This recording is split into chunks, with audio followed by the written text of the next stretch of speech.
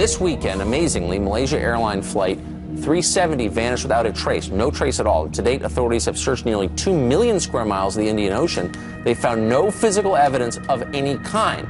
There are a number of theories about what happened to the plane. Some believe it simply ran out of gas and crashed. Others think something far more sinister happened. Here with his theory is Fox News military analyst Lieutenant General Tom McInerney. General, thanks for coming on this morning. Thanks for having me, Tucker. So you are in the latter category. You don't believe that this was an accident. You think that it was an act of human will that did this. I hope I'm being accurate to your views. What do you think happened? Well, until we find some debris or some evidence, then we have to treat it as a threat to our national security.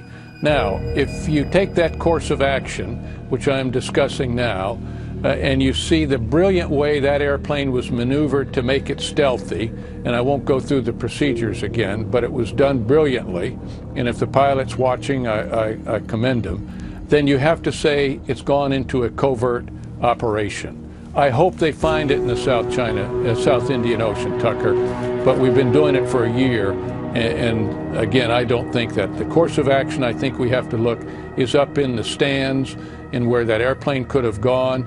It was a course of action that was never investigated. One of the networks went to extensive expense to talk about it and never talked about radical Islam being involved with it. So, I mean, you piqued my interest, and I don't think you would bore our audience at all by telling us about the stealthy direction in which this pilot flew this plane. Please enlighten me. Well, number one, when they turned the AIRASIA system off, which was emitting engine information. Number two, when they turned the IFF off.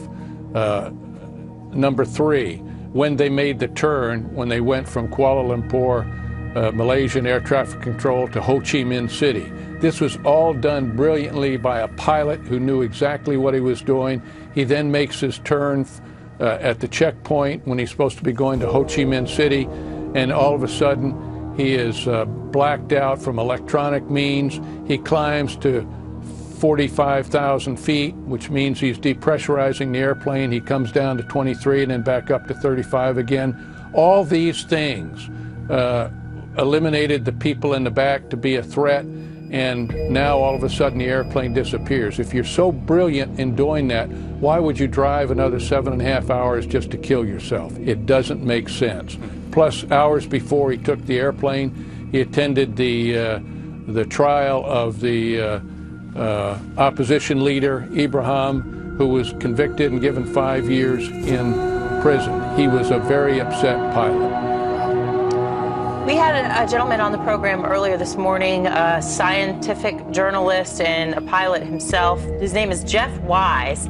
Here's what he believes is behind the disappearance of MH370.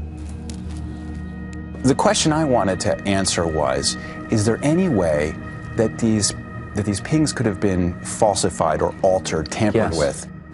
If you assume that part of the data was spoofed, part of it can't be spoofed. It's just too difficult. And with that remaining data, you can still derive a flight path. And that flight path indicates that it went north, across India, along the border between China and Pakistan, and you wind up in Kazakhstan. And that's a client state of Russia. So part of his theory is that Russian special ops could have hacked into the plane somehow, and it was all under the direction of Vladimir Putin. Do you see any merit to this?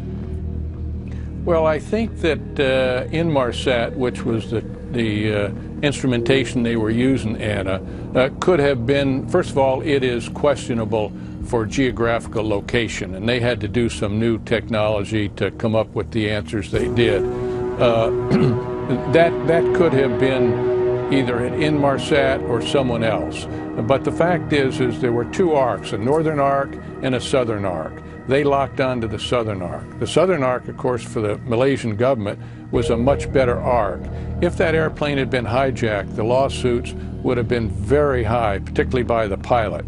So from their point of view, the southern arc was the least onerous. I don't know the specifics on it, but I do know that it is a course of action that was never looked at, and nobody has investigated it from that point of view. And you think that's because the liability in discovering that it was hijacked was just too high, and the airline didn't want to deal with that? That was one of the reasons. And then, of course, the Malaysian government doesn't want to talk about their radical Islam networks down there. And of course, then whoever was involved with it clearly do not want anybody to know where it is, because that airplane can fly nonstop from the stands to the United States, New York, or Washington, D.C. It could be a future trigger for events against our country, and that's what concerns me the most.